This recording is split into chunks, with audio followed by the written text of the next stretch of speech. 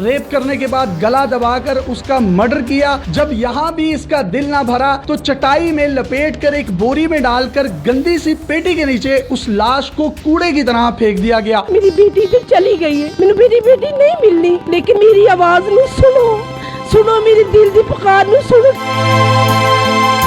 वज़ीर आज़म इमरान खान मेरी गल सुनन, मेरी बेटी से एक्शन लेन।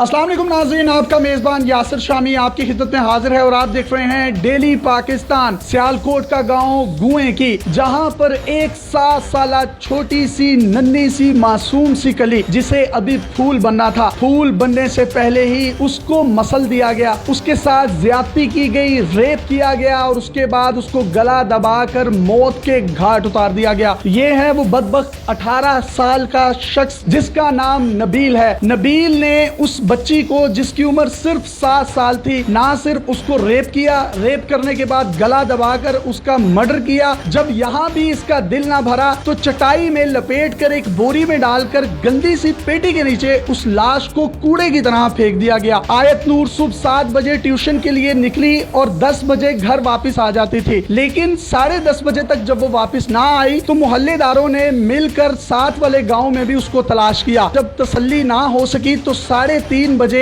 एक कॉल 15 पर पंजाब पुलिस को की जाती है। थाना मोतरा के SHO चौधरी बदर मुनीर गिल साहब, जो कि सारी कहानी के हीरो हैं, उन्होंने इस मुल्जिम को 45 मिनट के कलील अरसे में गिरफ्तार करके सलाखों के पीछे धकेल दिया। तुम्हारा नाम क्या है? मोहम्मद नबील। नबील, उम्र कितनी है आपकी? 18 साल। तो वो जो बच्ची है आयत, उसको तुमने रेप किया है, मारा है? हाँ जी, मैंने मारा। मेरे से गलती हो गई है, मैं ये सबको बताना चाहता हूँ, मुझसे गलती हो गई, किसी से भी ये गलती ना हो। ये गलती बहुत महंगी पड़ती है, मुझे पता लग गया। बच्चे को मारा क्यों ऐसे? वो बोलती है मैंने घर जाके बताना अपने माँ बाप को, इसलिए मैंने डर की वजह से जो है ना मारा। मारा कैसे है? मुंह के अंदर कपड़ा दे के। तुम्हें बिल्कुल भी ख्याल नहीं आया? खुद भी तुम्हारी एक छोटी सी उम्र है, डर नहीं लगा? कोई खुदा का खौफ नहीं आया? उस टाइम नहीं आया, बाद में डर लगा। छोटी बच्चियों के साथ इससे पहले भी ये हरकतें करते रहे हो? नहीं, कभी भी नहीं की, ये पहली दफा की है। जब वो ट्यूशन पढ़ के आई है तो तुमने उसको पकड़ा कहाँ से है? मैंने अंदर बैठा, मैंने उसे आवाज मारी, अंदर आ गया। जब ये मुझसे गलती हुई, मार के तुमने उसको चटाई में लपेटा, बोरी में लाश बंद की और पेटी के नीचे फेंक दिया, सच है ये? हाँ जी, सच है। इससे पहले जो जैनब वाला केस हुआ था वो खबरों में देखा था आपने? मैंने नहीं देखा, हमारे घर टीवी भी नहीं है। अपने होशो हवास में किया आपने जो भी किया?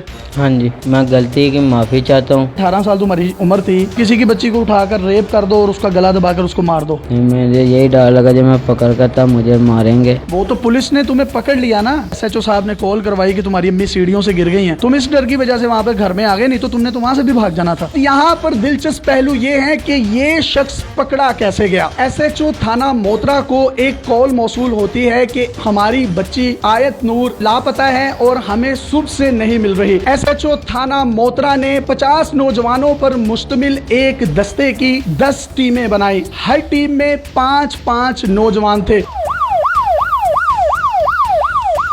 सबसे पहले इन्होंने इलाकों को मार्क किया कि स्नोकर क्लब किधर हैं, परचून या किराने की दुकानें किधर हैं, उस इलाके में जिसका मुहासरा किया गया है वहाँ कितने खाली मकान हैं, कितनी वीरान जगह हैं और कितने सस्पेक्टेड एरियाज हैं जहाँ पर ये आइडेंटिफाई करके उस मुल्जिम तक पहुँच सकते हैं। ऑपरेशन के दौरान एक जवान की नजर उस एक खाली मकान पर पड़ी जिसको पहले ताला नहीं लगा हुआ था। टीम के उस मेंबर ने SHO थाना मोतरा को आगाह किया, उसके बाद ताला तोड़ा गया। जब अंदर दाखिल हुए तो क्या देखते हैं कि एक और बंद कमरा है जिस पर भी ताला लगा हुआ है। वो दूसरा ताला तोड़ा गया। ताला तोड़ने के बाद जब पेटी के नीचे से एक बोरी बंद लाश निकाली गई जिसको चटाई के बीच में लपेटकर उस बच्ची के मुंह में कपड़े डाले गए थे, हाथ पांव बंधे हुए थे, वो तमाम की तमाम ज्यादती ये मुल्जिम नबील है जिसने उस बच्ची के साथ की। थाना मोतरा के SHO अपने जवानों के हमरा जो कि वर्दी में भी थे और कुछ कुछ सिविल में थे उनको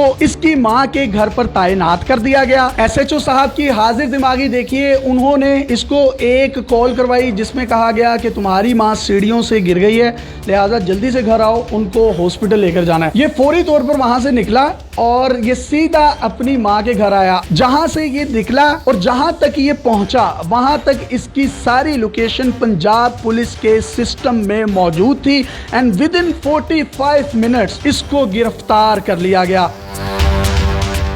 मैं हाथ जोड़ के मैं उन्होंने को कहनी कि मेरी बेटी ने इंसाफ दवो। इमरान खान साहब, मेरी बेटी मासूम, मेरी फुल दी कली मेरी बेटी ने सिर्फ इंसाफ दे छड़ो। हर कोई आके 3-4 दिन तो कह रहे हैं कि गरीब दी कोई नहीं सुनता, लेकिन मैं गरीब हाँ। मैं अपनी गरीबी दा भी अपने मैं बच्चे पाले ने, उनका बाप कल्ला ही गया, पीछे कोई भी नहीं। उन्हें सहारा एक वाहद सहारा अल्लाह दा ते दूसरा ताड़ा मेरी बेटी ते चली गई है। मैनू मेरी बेटी नहीं मिलनी, लेकिन मेरी आवाज नू सुनो, मेरे दिल दी पुकार नू सुनो कि मेरे किसी ना मेरी कोई दुश्मनी नहीं सी। असी इन्ने जोगे नहीं कि असी पैसे ला सकिए।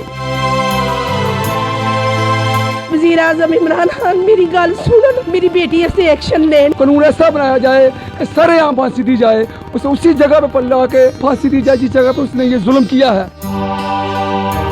अगर किसी एक शख्स को निशाने इबरत बनाया जाता तो आज ये वाकया ना होता, आज किसी की आयत ना मसली जाती, आज किसी की ज़ैनब दोबारा जो है एक आयत की सूरत में ज़ैनब ना बनती। अब अदालतों का काम है कि इसको कैफरे किरदार तक पहुंचाए। पुलिस अपने काम से बरी जिम्मा है। अब बारी निज़ामे इंसाफ की है कि वो इन जैसे मुजरिमों को इबरत का निशाना बनाए ताकि दूसरे लोग इससे कहीं ना कहीं कोई रहनुमाई या हिदायत हासिल कर सकें। इसके साथ साथ मैं वालिदैन से भी दरख्वास्त करूंगा कि जो अपनी छोटी छोटी बच्चियों को ट्यूशन से या घर से, चाहे उनका गैप 2-2 गलियों का ही क्यों ना हो, उनको खुद छोड़ देते हैं कि वो खुद जाएंगी खुद आएंगी, काइंडली उनको खुद ट्यूशन छोड़कर आए, खुद ट्यूशन से लेकर आए। पुलिस की जिम्मेदारी यहाँ तक है कि कोई भी शख्स जिसकी जानो माल खतरे में है उसको रिलीफ दिलाना, लेकिन कहीं कुछ जिम्मेदारी हमारी अपनी भी है। तब्दीली का ताल्लुक इज्तिमाइयत से नहीं इनफरादियत से होना चाहिए। अंडा अंदर से टूटता है तो जिंदगी जन्म लेती है, अंडा बाहर से टूटता है तो जिंदगी मौत में बदल जाती है। अपने मेजबान यासिर शामी को इजाजत दीजिए। अल्लाह हाफ़िज़।